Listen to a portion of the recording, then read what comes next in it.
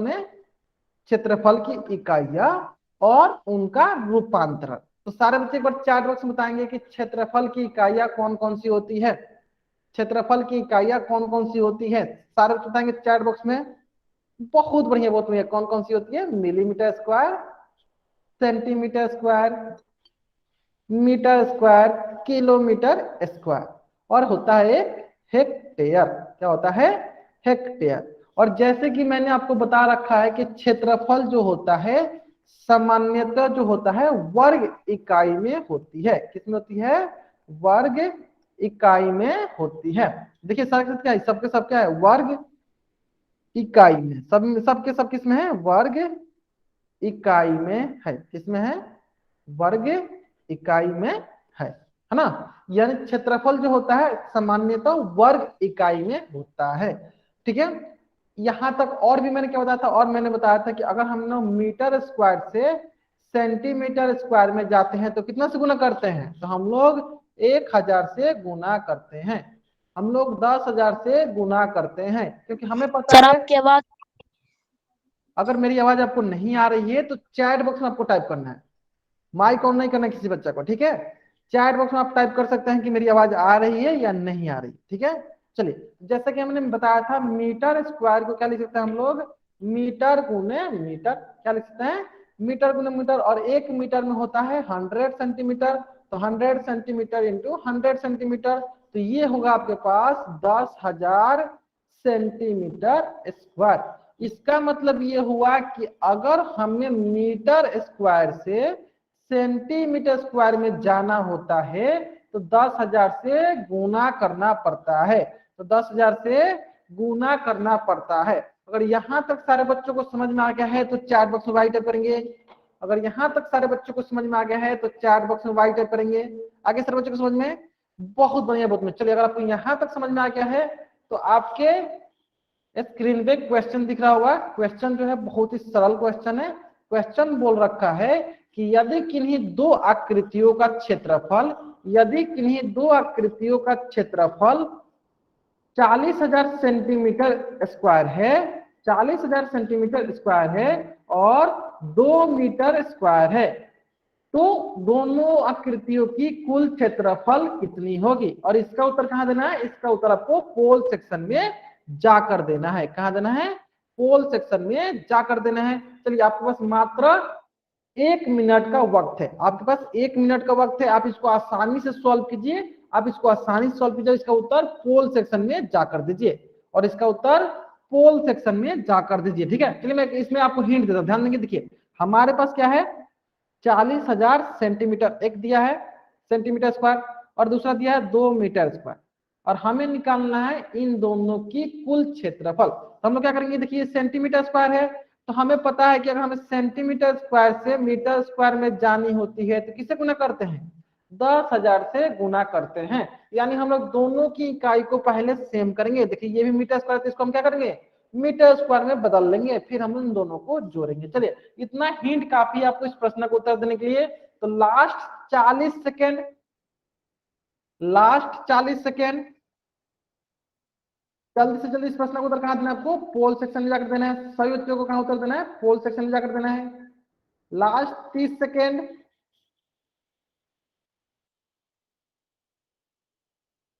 Last 20 second, 15 second. जल्दी से जल्दी सारे बच्चों को कहां देना है इस प्रश्न का उत्तर? इस प्रश्न का उत्तर आप सभी को पोल सेक्शन में जाकर देना है। 10 सेकेंड। सारे बच्चों को इस प्रश्न का उत्तर कहां जाकर देना है? पोल सेक्शन में जाकर देना है। ठीक है, चलिए हम लोग उल्टी गिनती स्टार्ट करते हैं ताकि सारे बच्चे अब इस प्रश्न का उत्तर जल्दी से जल्दी दे सकेंगे। 5 4 3 2 1।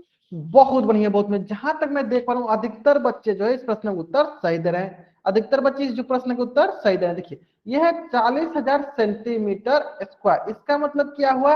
1 सेंटीमीटर स्क्वायर से अगर हमें मीटर स्क्वायर में जाना, यहाँ हम भाग नहीं देते, यहाँ हम लोग क्या करते हैं? यहाँ पे हम लोग भाग देते हैं ना कि गुना करते हैं। अगर हमें सेंटीमीटर स्क्वायर से मीटर स्क्वायर में जानी होती है तो हम लोग भाग देते हैं अगर उल्टा अगर हमें मीटर स्क्वायर से सेंटीमीटर स्क्वायर में जानी होती है तो गुना करते हैं, है ना। यानी इसका मतलब क्या हुआ, इसका मतलब ये हुआ कि अगर ये सेंटीमीटर स्क्वायर में है तो मीटर स्क्वायर में जाने के लिए क्या करेंगे, 10,000 से भाग देंगे। तो 10,000 से भाग देंगे तो मीटर स्क्वायर हो जाएगा। देखिए अब 4 जीरो से 4 जीरो, तो ये हो जाएगा आपके पास 4 मीटर स्क्वायर, है ना। ये हो जाएगा 4 metre square plus 2 metre square. तो 4 metre square plus 2 metre square कितना होगा, 6 मीटर स्क्वायर। तो सारे बच्चे चैट बॉक्स बताएंगे कौन सा ऑप्शन सही है, सारे बच्चे बताएंगे कौन सा ऑप्शन सही है। ऑप्शन सी जो है मेरा सही उत्तर है। अब बहुत बच्चे सोच रहे होंगे सर ऑप्शन बी क्यों नहीं सही है, तो देखिए ऑप्शन बी में क्या दिया, ऑप्शन बी में आपको सेंटीमीटर स्क्वायर दिया, लेकिन हमारा उत्तर किस में है, हमारा उत्तर मीटर स्क्वायर में है। तो ऑप्शन सी जो है मेरा सही उत्तर है। अगर यहां तक सारे बच्चों को समझ में आ गया है तो इस पेज का स्क्रीनशॉट ले और चैट बॉक्स में वाई टाइप करें। इस पेज का स्क्रीनशॉट ले और चैट बॉक्स में वाई टाइप करें। यहां तक सारे बच्चे को समझ में आ गया, बहुत बढ़िया बहुत बढ़िया। चलिए यहां तक अगर आपको समझ में आ गया है तो अब हम लोग बढ़ते हैं अगला टॉपिक पे, जो कि अगला टॉपिक है आपका द्विविमीय आकृति, 2 डायमेंशनल शेप, द्विविमीय आकृति। अब द्विविमीय आकृति क्या होता है, द्वि मतलब क्या होता है, द्वि मतलब होता है दो, द्वि मतलब होता है दो, विमीय मतलब क्या हो गया, बीमाएं, दो बीमा मतलब जिसके पास दो भुजा हो, दो बाहु हो, जिनके पास दो भुजा हो, दो बाहु हो, मतलब दो बाहें हो। कहने का मतलब क्या है, चलिए समझ लेते हैं कि द्विविमीय आकृति क्या होता है, 2D शेप क्या होता है, 2 डायमेंशनल शेप क्या होता है। एक समतल या कागज पे खींची जा सकने वाली आकृति जिनकी लंबाई और चौड़ाई होती है। कहने का मतलब कोई भी आकृति अगर हम उनको कागज पे खींचते हैं, किसी भी कागज पे उसको हम लोग खींचते हैं, तो अगर उसके पास लंबाई हो चौड़ाई हो, मतलब दो बीमाएं हो, दो बीमाएं हो, वो या तो वो लंबाई चौड़ाई हो सकती है, या तो लंबाई ऊंचाई हो सकती है, या चौड़ाई ऊंचाई हो सकती है, मतलब दो होनी चाहिए। लंबाई चौड़ाई हो तो उससे हम लोग कहते हैं द्विविमीय आकृति, 2D शेप। जैसे कि मान लीजिए इस कागज के टुकड़े पे मैंने यहाँ पे एक त्रिभुज बनाया है ना। यहाँ पे मैंने क्या किया, त्रिभुज बनाया। तो देखिए ये त्रिभुज क्या है, कागज के टुकड़ा पे है, यानी इसको हम लोग खींच सकते हैं। जिसके पास मान लीजिए लंबाई होगा तो ये क्या हो जाएगा, ये इसकी चौड़ाई हो जाएगी। ये मान लीजिए इसकी लंबाई हो गई तो ये इसकी चौड़ाई बोल दीजिए या ऊंचाई बोल दीजिए। यानी इसके पास दो बीमाएं हैं, एक बीमा ये हो गया और एक बीमा ये हो गया। यानी किसी भी आकृति को अगर हम लोग कागज पे ड्रॉ करते हैं, खींचते हैं, तो अगर उसके पास दो बीमाएं हो, लंबाई हो या चौड़ाई हो, या लंबाई हो या ऊंचाई हो, या चौड़ाई हो या ऊंचाई, केवल दो हो, तो उससे हम लोग 2D आकृति कहते हैं, 2D शेप कहते हैं, द्विविमीय आकृति कहते हैं। जैसे कि देखिए ये जो आकृति दिख रहा होगा आपको, ये आकृति दिख रहा होगा, देखिए इसमें क्या, देखिए ये हो गया लंबाई और ये हो गया आपकी चौड़ाई। यानी कोई भी आकृति जिसको हम लोग कॉपी पे खींचे तो उसके पास लंबाई और चौड़ाई हो तो वे हमारी 2D शेप कहलाती है। तो ये कैसा शेप कहलाएगा, ये हमारा 2D शेप कहलाएगा। इसी प्रकार सारे बच्चे बताएंगे कि ये सेकेंड आकृति और थर्ड आकृति क्या हमारी 2D शेप है, क्या हमारी 2D शेप है। ये सेकेंड आकृति और थर्ड आकृति क्या हमारी 2D शेप है। अगर है तो चैट बॉक्स में वाई टाइप करेंगे, अगर है तो चैट बॉक्स में वाई टाइप करेंगे सर बच्चे। देखिए बहुत ही सरल है, अगर ये सेकेंड आकृति और थर्ड आकृति 2D शेप द्विविमीय आकृति है तो चैट बॉक्स में सारे बच्चे वाई टाइप करेंगे, है ना। कैसे पता चलेगा कि ये 2D आकृति है, तो देखिए हम लोग क्या करेंगे, कोई भी आकृति देखेंगे अगर वो हम एक पेज में इसको खींच सकते हैं, अगर जिसके पास लंबाई, देखिए मान लीजिए अगर ये लंबाई है तो ये इसकी क्या होगी, ये इसकी चौड़ाई हो जाएगी। यानी अगर एक पेज पे हम लोग खींच रहे हैं और उसकी एक लंबाई भी है चौड़ाई भी है तो वो हमारी 2D शेप कहलाएगी, वो हमारी 2D शेप कहलाएगी। उसी प्रकार देखिए ये क्या है, ये हमारा भी ये हो गया आपके कागज पे, देखिए इसके पास ये लंबाई हो गया और ये क्या होगी, ये इसकी चौड़ाई हो गई। यानी कोई भी आकृति जिन्हें हम लोग कागज पे खींचते हैं, जिनके पास लंबाई और चौड़ाई होती है, उसे हम लोग द्विविमीय आकृति कहते हैं, 2D शेप कहते हैं। अगर यहाँ तक सारे बच्चों को समझ में आ गया है तो चैट बॉक्स में राइट करेंगे, अगर यहाँ तक सारे बच्चों को समझ में आ गया है तो चैट बॉक्स में वाई टाइप करेंगे। और यहाँ तक सारे बच्चों को समझ में आ गया है तो चैट बॉक्स में वाई टाइप करेंगे सारे बच्चे। आगे समझ में सारे बच्चों को। चलिए अगर आपको यहाँ तक समझ में आ गया है, अगर आपको यहाँ तक समझ में आ गया है तो आपके सामने कुछ महत्वपूर्ण 2D एग्जाम्पल है, महत्वपूर्ण द्विविमीय आकृति है। जैसे कि सबसे महत्वपूर्ण द्विविमीय आकृति 2D शेप कौन सा है, ये है त्रिभुज। क्यों है देखिए, तो मैंने जैसे बताया कि केवल कितनी होती है, 2 बीमाएं होनी चाहिए, 2 बीमाएं होनी चाहिए। 2 बीमाएं कहने के मतलब ना तो आपके पास लंबाई चौड़ाई हो, नहीं तो ये, नहीं तो क्या होनी चाहिए, नहीं तो लंबाई ऊंचाई हो, नहीं तो क्या होनी चाहिए लंबाई, नहीं तो क्या होनी चाहिए चौड़ाई और ऊंचाई, चौड़ाई और ऊंचाई। केवल 2 बीमा होनी चाहिए, केवल 2 बीमाएं होनी चाहिए। और उसको हम लोग अगर कागज पे खींचे, अगर उसे हम एक कागज पे खींचे तो हमें उसके पास 2 बीमाएं मिले तो उसे हम लोग द्विविमीय आकृति कहते हैं। जैसे कि यहाँ देखिए, ये त्रिभुज क्या हमारी द्विविमीय आकृति है, सारे चित्राएंगे। ये त्रिभुज क्या हमारी द्विविमीय आकृति है, सारे चित्राएंगे। अगर है तो चैट बॉक्स में वाई टाइप करेंगे। ये त्रिभुज जो है मेरी 2D शेप है तो चैट बॉक्स में वाई टाइप करेंगे, नहीं है तो एन टाइप करेंगे। जो बच्चे वाई टाइप कर रहे हैं वो बच्चे बताएंगे क्यों है, मैं बता दूं, ध्यान दीजिए। इसको अगर हम एक कागज पे खींचेंगे ऐसे, तो ये कागज पे खींच देंगे कैसे, तो इस पर देखिए मान लीजिए ये अगर लंबाई है, इसकी क्या है, ये इसकी चौड़ाई है या इसकी ऊंचाई मान लीजिए, यानी इस पर 2 बीमा है, एक बीमा लंबाई हो गई, एक बीमा ऊंचाई हो गई, यानी ये भी 2D शेप है। उसी प्रकार ये देखिए इसके पास एक लंबाई है और एक क्या है, चौड़ाई है, यानी इसके पास भी 2 बीमाएं हैं। उसी प्रकार आप बोलेंगे फिर वृत्त के पास क्या है, वृत्त के पास क्या है, तो वृत्त के पास अगर ध्यान देंगे तो अगर मान लीजिए कि यहाँ से यहाँ तक अगर इसका लंबाई मानते हैं तो अगर यहाँ से यहाँ तक क्या हो जाएगा, इसका इसका चौड़ाई हो जाएगा, ठीक है। उसी प्रकार मान लीजिए षष्ठभुज, षष्ठभुज को भी अगर हम कागज में देखें, कागज में खींचे तो क्या होगा, यहाँ से यहाँ तक अगर इसका लंबाई है तो यहाँ से यहाँ तक इसकी चौड़ाई है ना। यानी जिसके पास केवल 2 बीमाएं होती हैं उसे हम लोग, जिसके पास केवल 2 बीमाएं होती हैं उसे हम लोग द्विविमीय आकृति कहते हैं, 2D शेप कहते हैं। अगर यहाँ तक सारे बच्चों को समझ में आ गया है तो इस पेज का स्क्रीनशॉट ले और चैट बॉक्स में वाई टाइप करें। इस पेज का स्क्रीनशॉट ले और चैट बॉक्स में वाई टाइप करेंगे। अगर यहाँ तक सारे बच्चों को समझ में आ गया तो इस पेज का स्क्रीनशॉट लेंगे और चैट बॉक्स में वाई टाइप करेंगे। आगे समझ में। चलिए इसी प्रकार से होती है त्रिविमीय आकृति, 3D डायमेंशन। चलिए 3 डायमेंशन शेप मतलब त्रिविमीय आकृति। त्रिविमीय आकृति कहने का मतलब क्या है, जिनके पास, मतलब क्या होता है, जिनके पास 3 बीमाएं, जिनके पास 3 बीमा हो उसे क्या कहते हैं, उसे कहते हैं त्रिविमीय आकृति, 3D shape. 3D shape, 3D shape कहने का मतलब क्या है कि जिसके पास ऐसी आकृति, ऐसी आकृति, ऐसी आकृति जिनके पास लंबाई भी हो, चौड़ाई भी हो और ऊंचाई भी हो, लंबाई भी हो, चौड़ाई भी हो और ऊंचाई भी हो, ठीक है। एक बार सारे बच्चे चैट बॉक्स में कंफर्म करेंगे कि अगर मेरी आवाज आपको सुनाई दे रही है तो चैट बॉक्स में वाई टाइप करेंगे। एक बार सारे बच्चे, अगर मेरी आवाज सुनाई दे रही है तो चैट बॉक्स में वाई टाइप करेंगे। दे रही है सुनाई, बहुत बढ़िया। देखिए ऐसी आकृति जिनके पास लंबाई भी हो, चौड़ाई भी हो और ऊंचाई भी हो उसे कहते हैं 3D शेप, त्रिविमीय आकृति, त्रिविमीय आकृति, ठीक है। अब बहुत बच्चे सोच रहे हैं सर हमें कैसे पता चलेगा कि कौन सा आकृति जो है त्रिविमीय है, कौन सा आकृति जो है त्रिविमीय नहीं है। जिन बच्चों को मेरी आवाज नहीं सुनाई दे रही है वो बच्चे क्या करेंगे, एक बार क्लास को रिज्वाइन करेंगे, फिर उनको मेरी आवाज सुनाई देने लगेगी।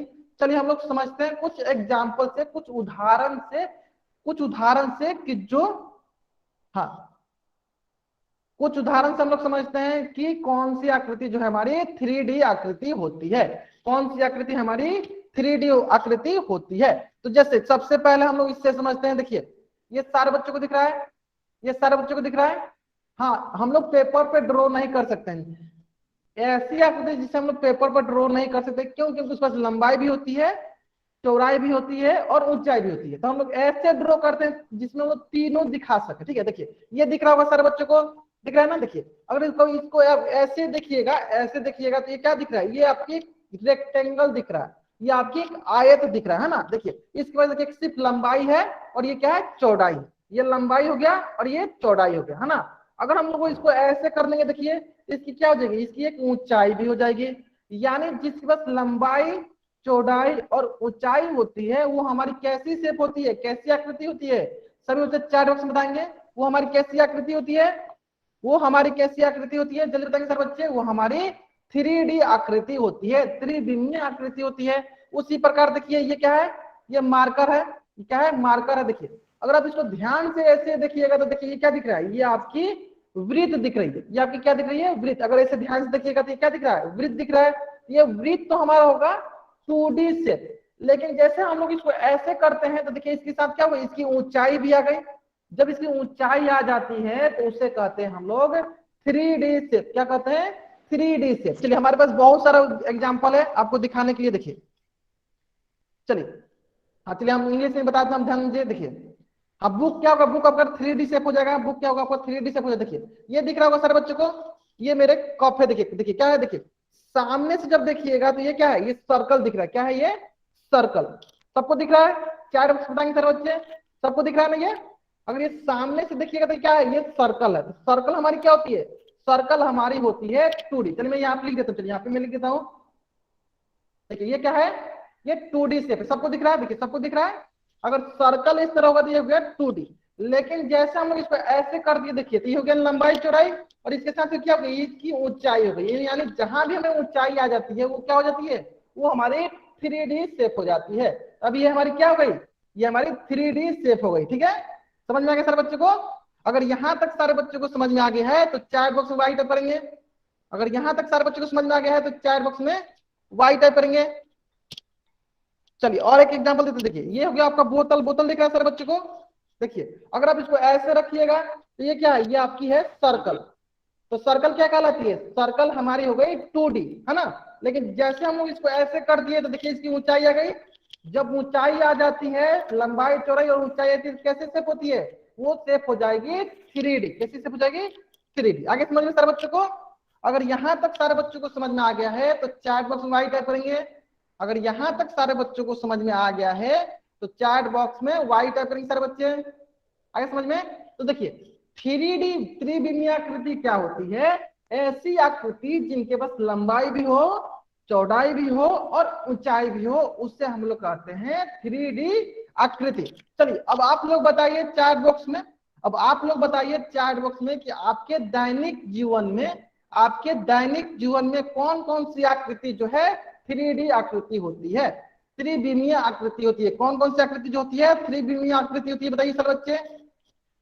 पेन, हाँ पेन भी हो जाएगा। क्योंकि देखिए अगर पेन को देखिएगा तो उसके पास लंबाई भी है, चौड़ाई भी है और मोटाई भी है। क्यूब, हाँ क्यूब हो जाएगा आपका।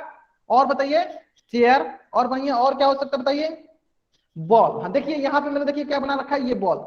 ये क्या है आपकी, ये आपकी है त्रिविमीय आकृति। लेकिन देखिए अगर इसका 2D बनाना होगा तो क्या होगा, इसका 2D जो शेप होगा वो वृत्त होगा। इसका 2D शेप क्या होगा, वृत्त होगा। लेकिन अगर यही बॉल हो जाता है तो ये कैसा शेप हो जाएगा, ये हो जाएगा 3D शेप, है ना। Mobile phone, car, stick, motorcycle, glass, हाँ सारे का सारे क्या होगा, पेंसिल, ट्रक, हाँ सारे के सारे क्या है, सारे तरह हमारे 3D शेप है। क्यों, क्योंकि उनके पास लंबाई भी है, चौड़ाई भी है और ऊंचाई भी है। ट्री, बहुत बढ़िया, मतलब सारे बच्चों को समझ में आ गया। कप, बहुत बढ़िया। चलिए हमारे पास भी कुछ एग्जांपल है, जैसे देखिए ये क्या है, डस्टबिन। यहाँ पे देखिए इसकी जो नीचे वाली है ये क्या है, ये हमारी है 2D से, है ना। नीचे वाले क्या है, एक वृत्त है। तो वृत्त क्या होती है, वृत्त हो गया 2D। लेकिन इसी के साथ जब इसकी ऊंचाई आ जाती है, जैसे कि क्या है, इसकी यहाँ से यहाँ तक ऊंचाई आ गई, यानी ये क्या हो जाएगी, ये हमारी हो जाएगी 3D शेप। क्या हो जाएगी, 3D शेप। आगे समझ में। इसी प्रकार जैसे कि मैंने आपको मार्कर के बारे में बताया, देखिए ये क्या है, मार्कर हमारा हो जाएगा, मार्कर हो गया, पेन हो गया, पेंसिल हो गया, सारे सारे क्या हो जाएंगे, सारे सारे हमारे 3D शेप हो जाएंगे। सारे सारे क्या हो जाएंगे, हमारे 3D शेप हो जाएंगे, त्रिविमीय आकृति हो जाएंगी। अगर यहां तक सारे बच्चों को समझ में आ गया है तो चैट बॉक्स में वाई टाइप करेंगे। अगर यहां तक सारे बच्चों को समझ में आ गया तो चैट बॉक्स में वाई टाइप करेंगे सारे बच्चे। आगे सारे बच्चों को समझ में, बहुत बढ़िया बहुत बढ़िया। चलिए अगर आपको यहां तक समझ में आ गया है तो आपके स्क्रीन पे क्वेश्चन दिख रहा होगा। क्वेश्चन जो है बहुत ही सरल क्वेश्चन है। क्वेश्चन बोला है कि निम्न में से कौन सी एक द्विविमीय आकृति नहीं है, नहीं है इसका मतलब क्या देखना है, नहीं है मतलब इसका मतलब 3D मतलब त्रिविमीय आकृति देखनी है। ध्यान दीजिए क्वेश्चन बहुत ही सरल है, इनमें से कौन सी एक द्विविमीय आकृति नहीं है, नहीं है मतलब हमें क्या देखना है, हमें देखना है 3D आकृति, मतलब त्रिविमीय आकृति इनमें से कौन है। तो आपके पास 30 सेकेंड का वक्त है, आप इसको सरलता पूर्वक सॉल्व कीजिए और इसका उत्तर कहाँ देना है, सेक्शन में जाकर देना है। संजय बकरा नाम से जो बच्चा ज्वाइन हुआ है अपना माइक म्यूट रखें, क्लास के बीच अगर कोई बच्चा माइक ऑन म्यूट करता है तो मैं उसे क्लास से बाहर निकाल दूंगा। ये सारे बच्चों के लिए लास्ट वार्निंग है। चलिए लास्ट 10 सेकेंड, और जहां तक मैं देख पा रहा हूं अधिकतर बच्चे जो है इस प्रश्न का उत्तर सही दिए हैं। जल्दी से जल्दी उत्तर देंगे सारे बच्चे, अभी तक बहुत कम बच्चे जो है इस प्रश्न को उत्तर दिए हैं, बहुत कम बच्चे इस प्रश्न को उत्तर दिए, जल्दी से जल्दी इसका उत्तर देंगे। चलिए मैं उल्टी गिनती स्टार्ट करता हूं ताकि सारे बच्चे इस प्रश्न का उत्तर जल्दी से जल्दी दे सकेंगे। 5 4 3 2 1। बहुत बढ़िया बहुत बढ़िया। चलिए ध्यान देंगे, देखिए हमें बतानी है 3D आकृति, द्विविमीय आकृति, जो आकृति द्विविमीय नहीं होगी क्या होगी, वो 3D आकृति होगी, मतलब त्रिविमीय आकृति होगी। यानी यहाँ देखिए, यहाँ इसकी बस लंबाई हो गई और इसकी चौड़ाई हो गई, यानी जिसका दो विमाएं वो कहलाएगी 2D। इसके पास देखिए ये होगी लंबाई और इसकी होगी मान लीजिए चौड़ाई। इसके पास भी दो विमाएं हैं, दो भुजाएं हैं, दो बाहें हैं, तो ये क्या हो जाएगी 2D हो जाएगी। इसी प्रकार मान लीजिए ये लंबाई हो गई, ये इसकी ऊंचाई हो गई, यानी इसके पास भी दो भुजाएं हैं, दो विमाएं हैं, तो ये भी हो गई आपकी 2D से। लेकिन अगर आप इसको ध्यान से देखिए तो ये होगी लंबाई, ये हो जाएगी इसकी चौड़ाई और ये इसकी हो जाएगी ऊंचाई, यानी इसके बाद तीनों है तो ये कैसे शेप हो गई, ये आपकी हो गई 3D शेप। यानी ऑप्शन डी जो है मेरा सही उत्तर है, ऑप्शन डी जो है मेरा सही उत्तर है। यहां तक सारे बच्चों को समझ में आ गया? अगर यहां तक सारे बच्चों को समझ में आ गया है तो चैट बॉक्स में वाई टाइप करेंगे, इस पेज का स्क्रीनशॉट लेंगे और चैट बॉक्स में वाई टाइप करेंगे। आगे समझ में? चलिए ये तो बहुत ही सरल था, ये तो बहुत ही सरल था, 2D 3D शेप देखना बहुत ही सरल था, है ना। चलिए अब हम लोग सीखते हैं सीमा, जिसे इंग्लिश में कहते हैं बाउंड्री, परिमाप जिसे कहते हैं पेरीमीटर, और क्षेत्रफल जिसे इंग्लिश में कहते हैं एरिया।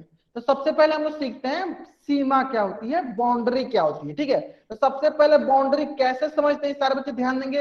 अब सारे बच्चे कहाँ ध्यान देंगे, स्क्रीन पे ध्यान देंगे, कोई बच्चा चैट बॉक्स में ध्यान नहीं देगा।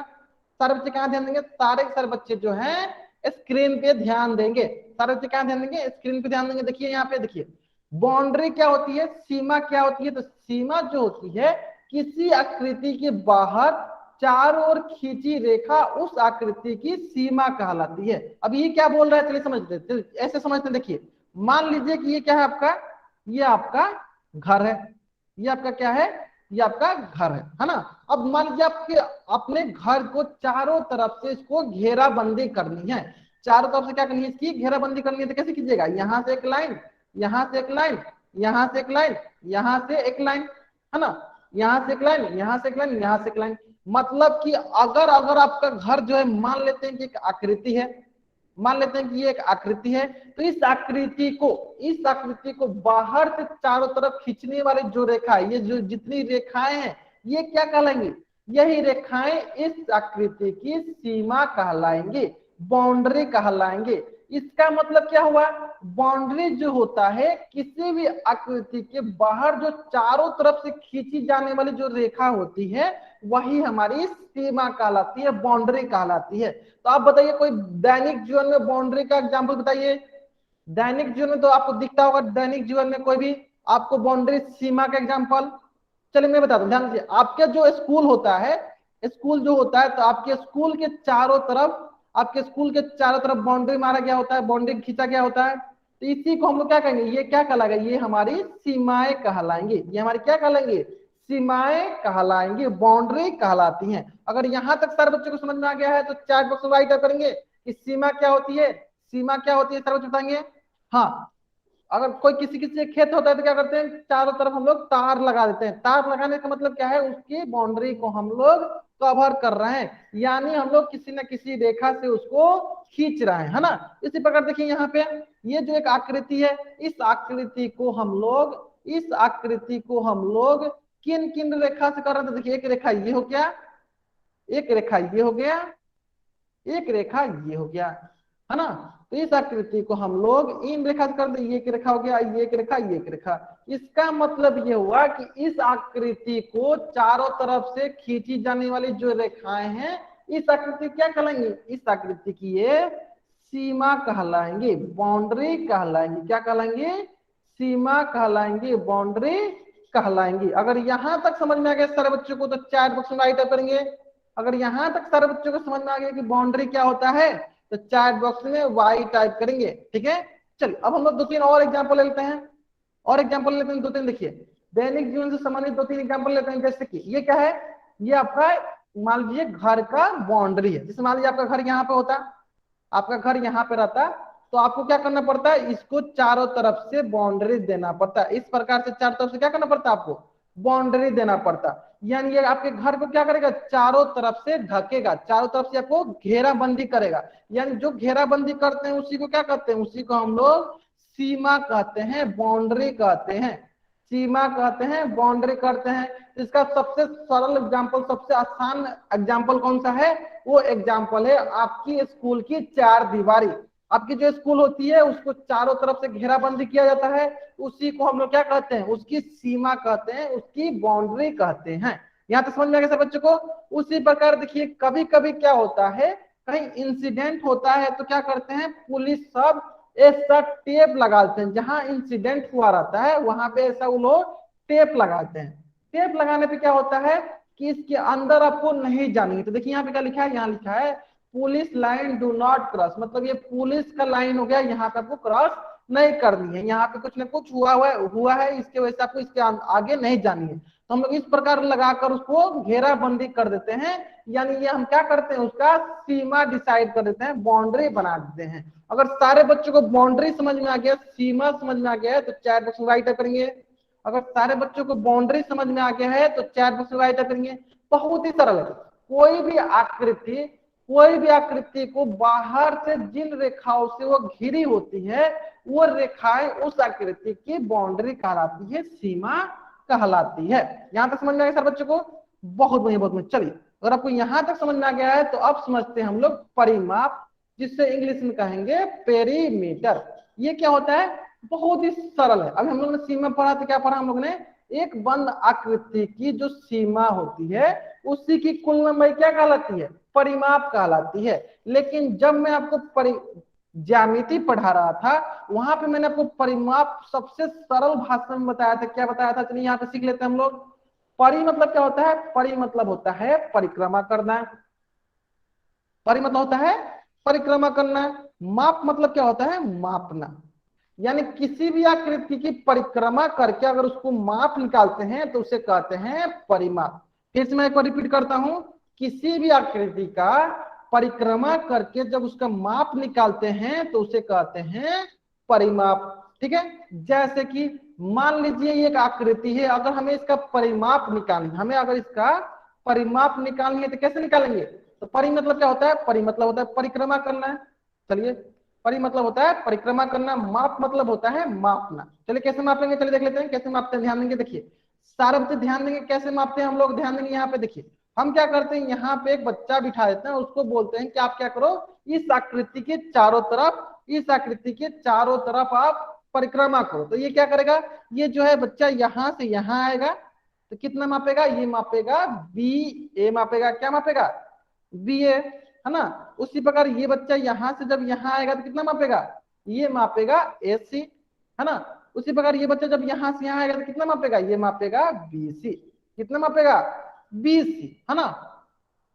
चलिए तो सारे के सारे बच्चे बताएंगे कि अगर हम लोग क्या करते हैं, ये ए बी के मान 5 सेंटीमीटर कर देते हैं, ए सी के मान 4 सेंटीमीटर कर देते हैं और इसका मान 6 सेंटीमीटर कर देते हैं, तो इस आकृति की परिमाप कितनी होगी, तो इस आकृति की परिमाप कितनी होगी, सारे बताएंगे। कैसे पता चला, देखिए बी ए का मान कितना है, बी ए का मान हो गया 5 सेंटीमीटर, ए सी का मान हो गया 4 सेंटीमीटर, बी सी का मान हो गया 6 सेंटीमीटर, है ना। बी सी का मान हो गया 6 सेंटीमीटर। तो इस प्रकार जब हमें इन्हें जोड़ेंगे तो कितना क्या देखते हैं, देखिए 5 4 9 9 6 15 सेंटीमीटर, 9 6 15 सेंटीमीटर, 9 6 कितना हुआ 15 सेंटीमीटर। सारे बच्चों को समझ में आ गया? अगर यहाँ तक सारे बच्चों को समझ में आ गया है तो इस पेज का स्क्रीनशॉट ले और चैट बॉक्स में वाई टाइप करेंगे। इस पेज का स्क्रीनशॉट ले और चैट बॉक्स में वाई टाइप करेंगे सारे बच्चे। यहाँ तक अगर सारे बच्चों को समझ में आ गया है तो इस पेज का स्क्रीनशॉट ले और चैट बॉक्स में वाई टाइप करेंगे। आगे सारे बच्चों को समझ में? बहुत बढ़िया, बहुत बढ़िया। चलिए यहाँ पे एक बात सारे बच्चों को याद रखनी है, यहाँ पे एक बात सारे बच्चों को याद रखनी है कि जो परिमाप की इकाई होती है, जो परिमाप का मान होता है, वो सदैव इकाई मात्रक में लिखा जाता है। इकाई मात्रक में लिखा जाता है, इसका मतलब क्या है? इसका मतलब ये है कि जब आप यहाँ पे सेंटीमीटर लिखा था तो देखिए सेंटीमीटर का पावर कुछ नहीं है तो क्या है? इसका पावर 1 है। इसका मतलब ये किस में लिखा गया है? इसका मतलब ये लिखा गया है इकाई मात्रक में।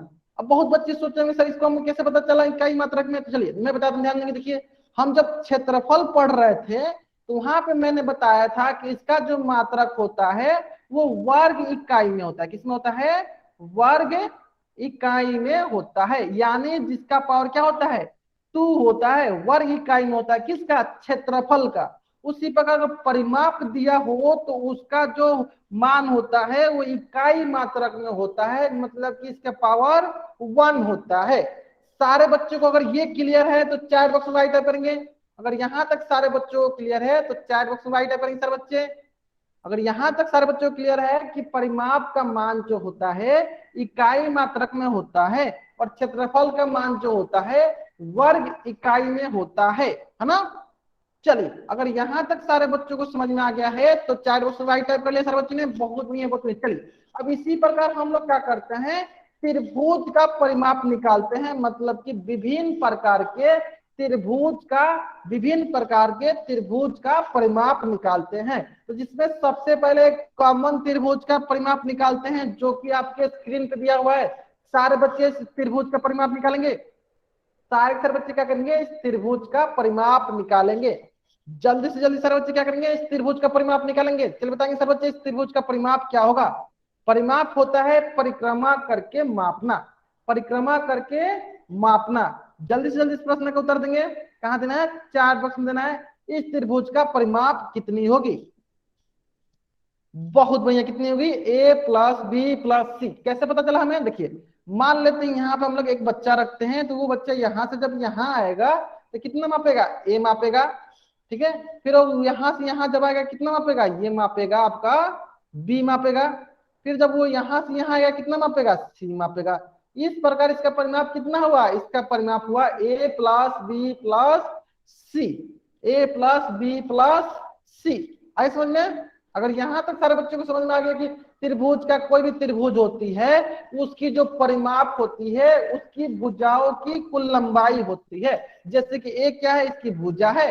बी क्या है? इसकी भुजा है। सी क्या है? इसकी भुजा है। आगे समझ में? यहां तक सारे बच्चों को समझ में आ गया? अगर यहां तक सारे बच्चों को समझ में आ गया है तो एक बार चैट बॉक्स में टी टाइप करेंगे। क्या टाइप करेंगे? टी टाइप करेंगे। नहीं समझ में आया तो एन टाइप करेंगे सारे बच्चे। क्या टाइप करना है? टी टाइप करना है। आगे समझ में? बहुत में बहुत। चलिए अब हम लोग क्या करते हैं? विभिन्न प्रकार के त्रिभुज के विभिन्न प्रकार का परिमाप निकालते हैं, जिसमें सबसे पहला प्रकार होता है समबाहु त्रिभुज। कौन सा त्रिभुज होता है? समबाहु त्रिभुज। जल्दी बताएंगे सारे बच्चे समबाहु त्रिभुज क्या होता है? सारे बच्चे बताएंगे कि समबाहु त्रिभुज क्या होता है। सभी बच्चे बताएंगे समबाहु त्रिभुज क्या होता है। चार्ट बॉक्स में बताएंगे सारे बच्चे समबाहु त्रिभुज क्या होता है। ऐसा त्रिभुज जिनकी तीनों भुजाएं बराबर होती है। बहुत बढ़िया, बहुत बढ़िया। जिनकी तीनों भुजाएं बराबर होती है। एक बच्चे ने बताया बहुत बढ़िया, बहुत बढ़िया। समान भुजा, बहुत बढ़िया। जिनकी तीनों भुजाएं क्या होती हैं? बराबर होती हैं। वो क्या कहलाती हैं? वो समबाहु त्रिभुज कहलाती हैं। इक्विलेटरल ट्रायंगल इसी को बोलते हैं। बहुत बढ़िया। इसका मतलब क्या हुआ कि ये भी भुजा ए होगा, ये भी भुजा ए होगा और ये भी भुजा ए होगा। इस प्रकार सारे बच्चे बताएंगे कि इसकी परिमाप कितनी होगी। इस प्रकार सारे के सारे बच्चे बताएंगे कि इसकी परिमाप कितनी होगी। जल्दी बताएंगे सारे बच्चे इसकी परिमाप कितनी होगी। इस समबाहु त्रिभुज की परिमाप कितनी होगी? सारे बच्चों को कहां बताना है? चैट बॉक्स में जाकर बताना है। बहुत बढ़िया। ए प्लस ए कैसे? देखिए यहाँ पे मैंने क्या किया, एक बच्चा रखा, उनको बोला कि यहाँ से आप यहाँ आओ। क्या करेगा ये कितना मापेगा? ए मापेगा। फिर जब वो यहाँ से यहाँ आएगा कितना मापेगा? वो मापेगा ए। फिर जब वो यहाँ से यहाँ आएगा कितना मापेगा, ए मापेगा। इस प्रकार कुल कितना मापा, कुल इसने 3a मापा। यानी समबाहु त्रिभुज की परिमाप जो होती है a+a+a, जो कि 3a के बराबर होता है, जो कि 3a के बराबर होता है। तो इस प्रकार सारे बच्चे क्या करेंगे, एक प्रश्न का उत्तर देंगे। मैं क्या करता हूं, यहाँ पे एक आपके लिए त्रिभुज बनाता हूं और मैं बोलता हूं कि ये क्या है, ये समबाहु त्रिभुज है जिसकी एक भुजा जो है 3 सेंटीमीटर है। तो इसकी परिमाप निकालिए, तो इसकी परिमाप निकालिए। सारे बच्चे निकाल के बताएंगे, सारे बच्चे निकाल के बताएंगे कि ये एक आपकी समबाहु त्रिभुज है। कैसा त्रिभुज है, समबाहु त्रिभुज। में यहां लिख देता हूं, चलिए समबाहु त्रिभुज है। तो इस समबाहु त्रिभुज की परिमाप कितनी होगी, बहुत बढ़िया, बहुत में कितनी होगी, 9 सेंटीमीटर। कैसा है, देखिए हमें पता है कि समबाहु त्रिभुज की अगर एक भुजा 3 सेंटीमीटर है तो तीनों की तीनों भुजाएं क्या होगी, 3-3 सेंटीमीटर होगी। यानी परिमाप क्या हो गया, बच्चा को यहाँ रखेंगे और जब यू यहाँ से यहाँ आएगा 3 सेंटीमीटर मापेगा, फिर वो जब यहाँ से यहाँ आएगा कितना मापेगा, 3 सेंटीमीटर मापेगा। जब वो यहाँ से अपनी जगह पुराने वाला जगह पर जाएगा तो कितना मापेगा, 3 सेंटीमीटर। इस प्रकार कुल कितना मापेगा, 9 सेंटीमीटर मापेगा। तो सारे के सारे बच्चे क्या करेंगे, इस पेज का स्क्रीनशॉट लेंगे और चैट बॉक्स में टाइप करेंगे समबाहु त्रिभुज की जो क्षेत्र जो परिमाप होती है वो 3a के बराबर होती है, a+a+a के बराबर होती है। सारे बच्चे इस पेज का स्क्रीनशॉट लेंगे और चैट बॉक्स में टाइप करेंगे। सारे सारे बच्चे क्या करेंगे, इस पेज का स्क्रीनशॉट लेंगे और चैट बॉक्स में वाई टाइप करेंगे। बहुत बढ़िया, बहुत बढ़िया। चलिए इसी प्रकार दूसरा प्रकार होता है, दूसरा प्रकार होता है आपका समद्विबाहु त्रिभुज। क्या होता है, समद्विबाहु त्रिभुज। जल्दी बताएंगे सर बच्चे समद्विबाहु त्रिभुज क्या होता है, चैट बॉक्स में बताएंगे सर बच्चे कि समद्विबाहु त्रिभुज क्या होता है, समद्विबाहु त्रिभुज क्या होता है। बहुत बढ़िया, बहुत बढ़िया। जिनकी दो भुजाएं बराबर हो, जिनकी दो दो भुजाएं बराबर होती हैं उससे कहते हैं, दो भुजाएं बराबर होती हैं उससे कहते हैं समद्विबाहु त्रिभुज। कहने मतलब मान लीजिए ये दोनों भुजा बराबर है तो ये भुजा बराबर नहीं होगी, इसका मतलब मान लीजिए अगर ये है तो ये भी क्या होगा, ये भी ये होगा, तो ये क्या होगा, ये हो गया बी। तो सारे बच्चे बताएंगे इसकी परिमाप कितनी होगी, सारे बच्चे बताएंगे कि इसकी परिमाप कितनी होगी, सारे सारे बच्चे बताएंगे कि इसकी परिमाप कितनी होगी। अगर ये ए है, ये ए है तो ये भी ए है और ये क्या है, बी है, तो इसकी परिमाप कितनी होगी, सारे बच्चे बताएंगे। बहुत बढ़िया, बहुत बढ़िया। कैसे निकाले हम लोग ने, हम लोग निकाला, चलिए मान लीजिए यहाँ पे एक बच्चा है, जब वो यहाँ से यहाँ तक आएगा कितना मापेगा, तो ये मापेगा ए। फिर जब वो यहाँ से यहाँ तक आएगा कितना मापेगा, ये मापेगा ए। फिर जब वो यहाँ से यहाँ तक आएगा कितना मापेगा, वो मापेगा बी। तो इस प्रकार ये हो जाएगा 2a+a 2a+b। यानी समद्विबाहु त्रिभुज की परिमाप कितनी होगी, 2a+b। कितनी होगी, 2a+b। तो मैं क्या करता हूँ आपके लिए एक एग्जांपल देता हूँ ताकि सारे बच्चे इस एग्जांपल को जल्दी जल्दी बना सकेंगे। चलिए ये आपके सामने एक समद्विबाहु त्रिभुज है, ये हो गया 6 सेंटीमीटर, ये हो गया आपके पास 9 सेंटीमीटर और ये भी हो गया 9 सेंटीमीटर। जल्दी बताएंगे ये समद्विबाहु त्रिभुज है तो इसकी परिमाप कितनी होगी, जल्दी से निकालेंगे सर बच्चे। इस समद्विबाहु त्रिभुज की परिमाप कितनी होगी, जल्दी से जल्दी निकाल के दिखा बताएंगे सर बच्चे, इस समद्विबाहु त्रिभुज की परिमाप कितनी होगी।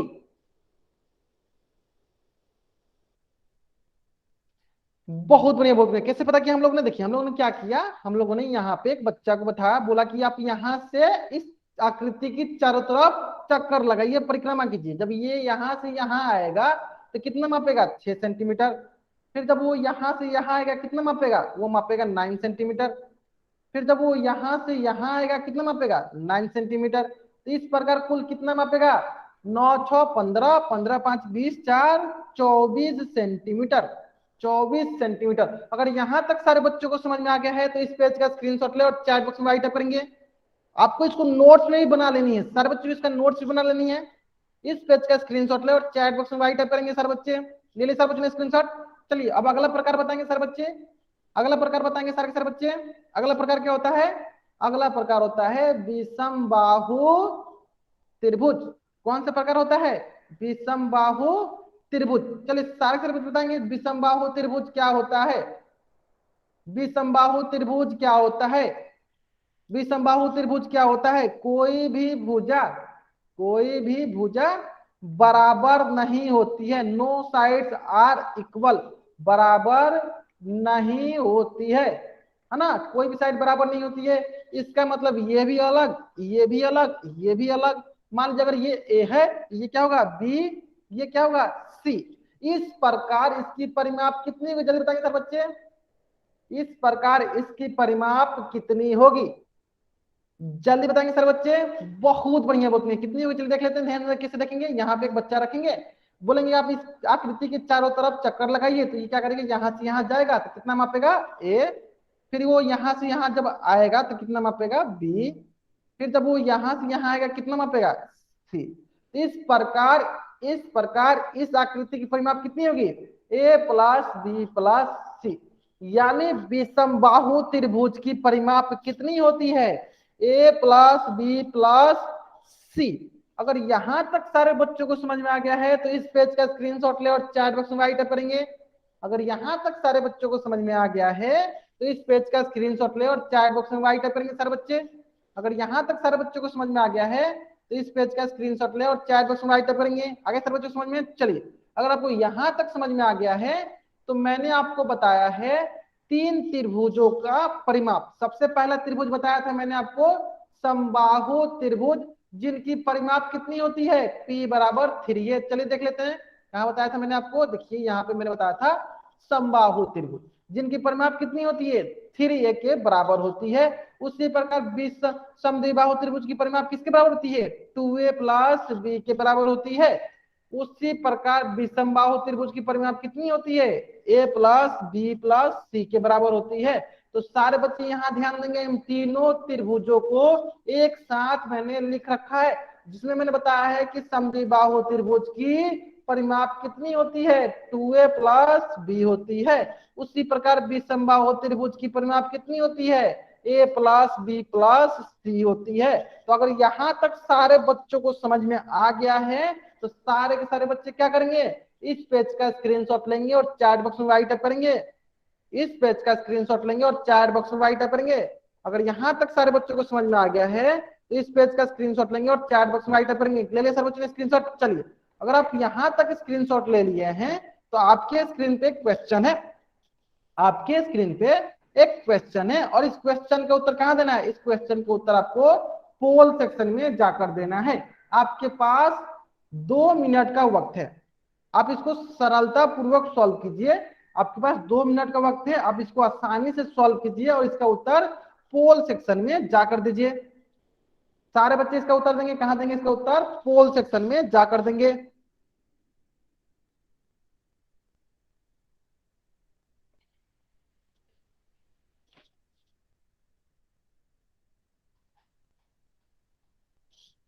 Last 1 minute.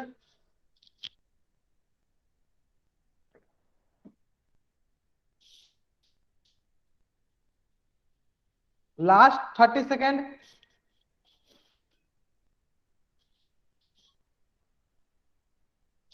जहां तक मैं देख पा रहा हूं एक भी ऐसा बच्चा नहीं है जिन्होंने इसका उत्तर गलत किया हो। ठीक है, लास्ट 20 सेकेंड। 15 सेकेंड। 10 सेकेंड। चलिए मैं उल्टी गिनती स्टार्ट करता हूं।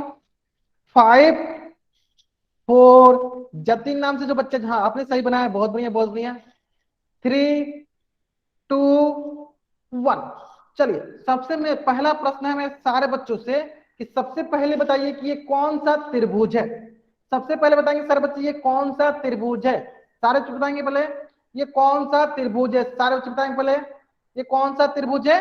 विषमबाहु त्रिभुज है, क्योंकि इनकी तीनों भुजाएं जो हैं अलग अलग हैं। इसका मतलब कौन सा त्रिभुज है? ये है आपका विषम बाहु त्रिभुज। कौन सा त्रिभुज है? विषमबाहु त्रिभुज। इसका मतलब अगर इसका परिमाप निकालेंगे तो क्या होगा, चलिए देख लेते हैं। यहां से जब यहां तक जाएंगे हम लोग, यहां से जब यहां तक जाएंगे कितना आएगा? ये आएगा 90 मीटर। जब यहां से यहां तक आएंगे कितना आएगा? ये आएगा आपके पास 40 मीटर। जब ये यहां से यहां तक आएंगे कितना आएगा, ये आएगा आपके पास 70 मीटर। इस प्रकार जब इन तीनों को जोड़ेंगे कितना आएगा, इन तीनों को जब जोड़ेंगे तो ये आएगा 200 मीटर। इसका मतलब इसका परिमाप कितना हुआ, इसका परिमाप हुआ 200 मीटर। यानी कौन सा ऑप्शन सही है, ऑप्शन सी जो है मेरा सही उत्तर है। सारे के सारे बच्चे क्या करेंगे, इस पेज का स्क्रीनशॉट लेंगे और चैट बॉक्स में राइट करेंगे। सारे बच्चे इस पेज का स्क्रीनशॉट लेंगे और चैट बॉक्स में राइट करेंगे। सारे बच्चे, सारे के सारे बच्चे इस पेज का स्क्रीनशॉट लेंगे और चैट बॉक्स में राइट करेंगे। सारे बच्चों ने ले लिया, बहुत बढ़िया बहुत बढ़िया। चलिए अगर आप यहां तक स्क्रीनशॉट ले लिया आपने तो इस प्रश्न का उत्तर था ऑप्शन सी। कौन सा उत्तर था, ऑप्शन सी। ठीक है, चलिए अब अगला प्रश्न करते हैं। सारे बच्चे अपने स्क्रीन पे देखेंगे, आपके स्क्रीन पे अगला प्रश्न जो कि बहुत ही सरल प्रश्न है। और इस प्रश्न का भी उत्तर कहां देना आपको, इस प्रश्न का उत्तर भी आपको पोल सेक्शन में जाकर देना है। आपके पास 2 मिनट का वक्त है, आप इसको आसानी से सॉल्व कीजिए। अब इसको आसानी से सॉल्व कीजिए, सरलता पूर्वक सॉल्व कीजिए और इसका उत्तर पोल सेक्शन में जाकर दीजिए। आपके पास 2 मिनट का वक्त है, आपके पास 2 मिनट का वक्त है और इसका उत्तर कहां देना आपको, पोल सेक्शन में जाकर देना है। क्वेश्चन बोल रहा है, मैं क्वेश्चन पढ़ के बता देता हूं, ध्यान दीजिए। यदि किसी त्रिभुज का भुजाएं जो है 6 सेंटीमीटर, 7 सेंटीमीटर और 22 सेंटीमीटर है और उनका परिमाप दिया हुआ है आपको 17 सेंटीमीटर, तो आपको y का मान ज्ञात करना है। तो आपको y का मान ज्ञात करना है। सारे बच्चों को इसको सॉल्व करना है, कॉपी पे सॉल्व कीजिए और इसका उत्तर पोल सेक्शन में जाकर दीजिए। लास्ट 1.5 सेकेंड,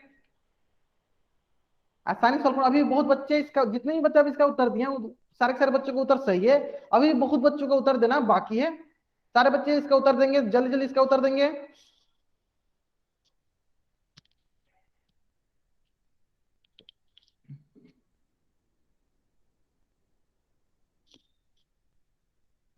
बहुत बढ़िया बहुत बढ़िया। ठीक है ठीक है, जतिन नाम से जो बच्चा ज्वाइन हुआ है, घिनी घातक नाम से जो बच्चे ज्वाइन है, बहुत अच्छा। हाँ इसी प्रकार से बनाना है, बहुत बढ़िया। चलिए लास्ट 1 मिनट